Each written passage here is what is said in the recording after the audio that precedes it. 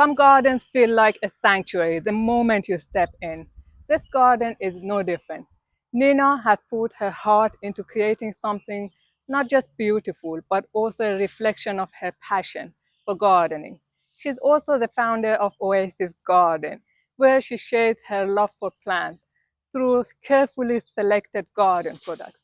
Today, we are exploring her garden to see what inspires her, what she loves, and how she brought this space into life.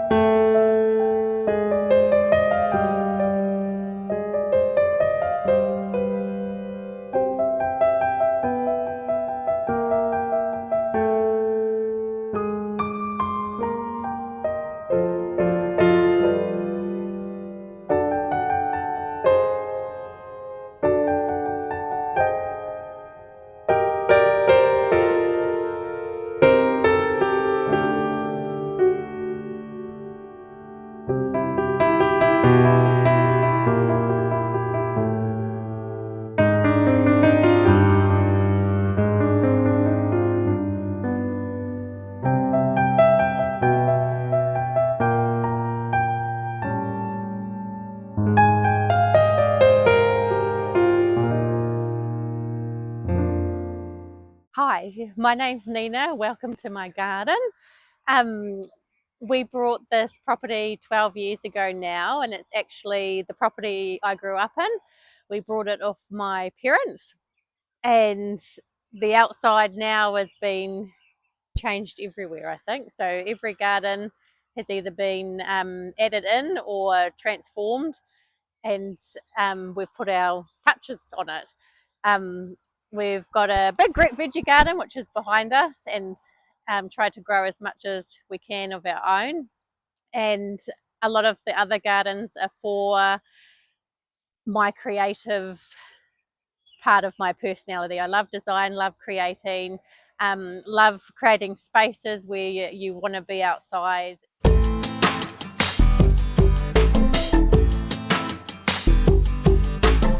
So with the veggie garden, we decided to put in a raised garden bed, just to save our backs. Used untreated timber and filled with topsoil, compost, all the things with the nutrients in you need. I try and grow things that my children will eat, so your cherry tomatoes, your sweet peas, broccoli, what else is in there? Cucumber is a massive one. I tend to swap between the greenhouse and the veggie garden depending on the season. So right now, when you get to see the greenhouse, you'll see that a lot of the beds aren't in use because it's summer. So I'm just starting to plant things in the greenhouse now to get a longer life for like your capsicums and your cucumber and things like that.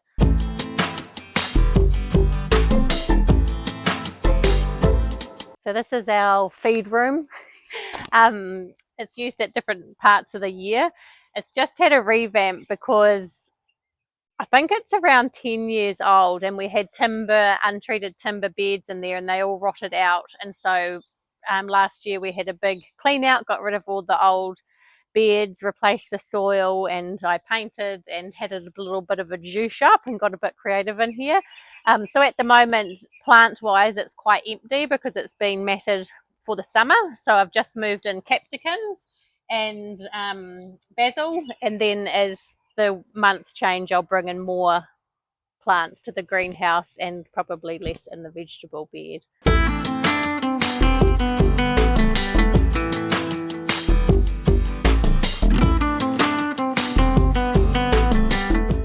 This is one of the first gardens that we took to, and the kids, they were all little babies then, and I remember ripping out everything that was in here, the stones and that, and toddlers and babies on the lawn running around me. We've got camellia early pearlies, which are nearly ready to come out, and so it'll be a massive white flowers.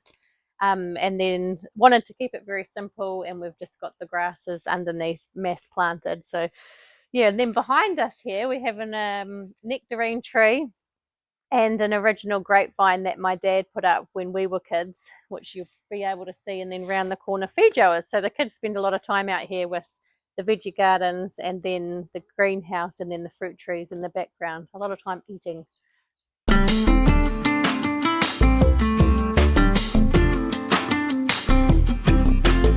So this here is our little mini orchard. We've got a variety of trees, but this one here in particular is a bit special because my father grew it from a pip which he received from his auntie, which is no longer here, and so it's kind of a family tree.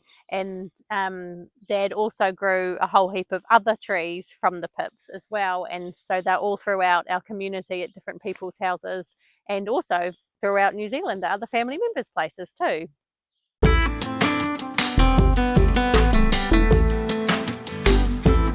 An interesting fact about this space of the garden is that back in around 1912 to 1915, this site was actually the local Catholic church. It was erected for not a huge period of time, and eventually it was sold due to lack of numbers and lack of use, and so it was demolished.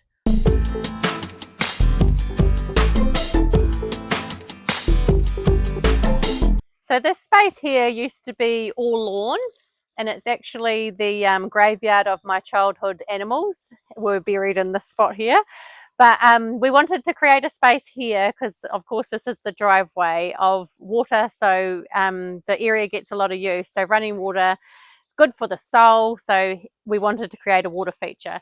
So these are farm troughs that were from various farms around the community, and they were all out of use because they were leaking. So myself, my father and husband all spent time on them, resealing them, bringing them back to life. They've been painted and then they've all been cut at different levels, so you get the running water from each one.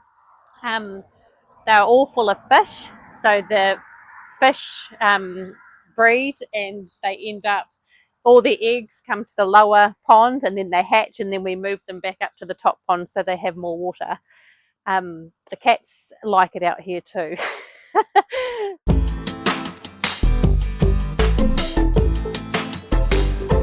So the idea of this garden is to hide the ugly water tanks. This is new, so it's only actually been in not long, like maybe 5 months or so.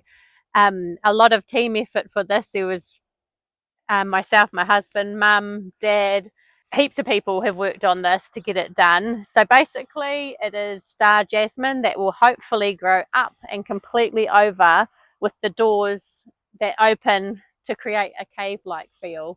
The doors are originals from India. I sourced them through the shop. They open and close, they're fully workable, and so we can get in and do what we need to do inside. So hopefully in another year or two, it'll just be a big cluster of white flowers and fully taken over. Right up and over is the dream and the hope, and hopefully it does that.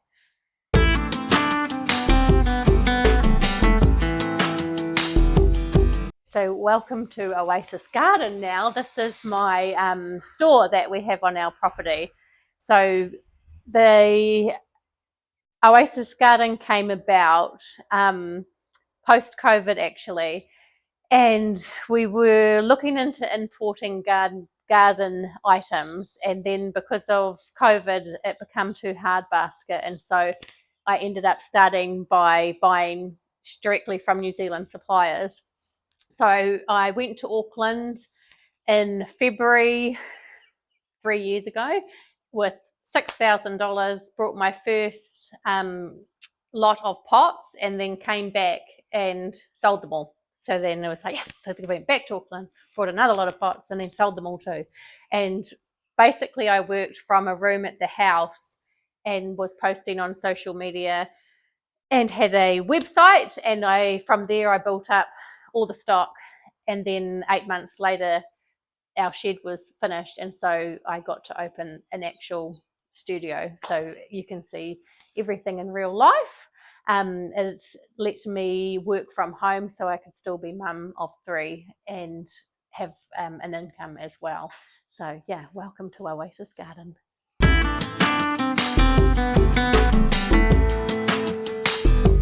So as an add-on to Oasis Garden, I incorporate both our private gardens and my work into one, and I host a lot of garden groups who come and they do the studio and then they also do the garden grounds. It's a passion of mine, and so it is quite the dream job, really. It's a lot of work, but it is very fulfilling, and I love gardening, so it's right up my alley.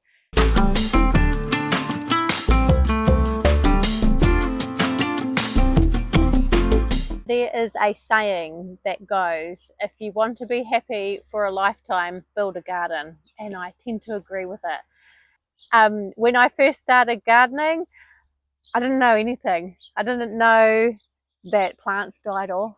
I didn't know there was evergreen, non-evergreen. Evergreens are my favourite now, by the way. I didn't know anything. And so I just played and learnt by playing. You just learn as you go, and to be honest, I'm still winging it. I'm not a professional gardener. I don't know it all. I'm learning. Yeah, I probably know very little about gardening, really, but you learn as you go, and as you go, that's do as you please and make mistakes and have fun, because it's so good for you to be outside in the dirt playing, getting creative, moving your body, because there's a lot of heavy work in gardening depending on what you're doing. But yeah, it's hard work.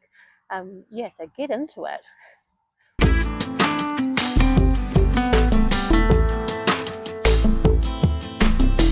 There's a lot of sharing when it comes to gardening. Well, I believe there is.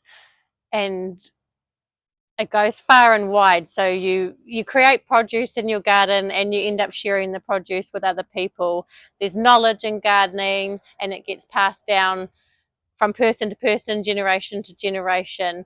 There's sharing of ideas, there's sharing of cuttings. It just is never ending. And I feel that one person from a walk of life who likes gardening to a completely different person from another walk of life, they have a mutual interest, and so then you're bonded and you have things to talk about, and you can learn from one another, pass ideas to one another, and you have something to talk about. Like, yeah, somebody's garden can be full of weeds and or not full of weeds. Somebody's can be organized to disorganized. Somebody's could be in theme, somebody's not in theme. If you like gardening, you're going to benefit from seeing the other person's gardening. So it doesn't matter. Like, and I have to say to myself with hosting garden tours that it doesn't matter if they like my garden or not, because what matters is that I like it and I like doing it. So if they gain a little something of anything from visiting my garden, then it's worth it. So yeah, I believe sharing the knowledge of gardening is very important.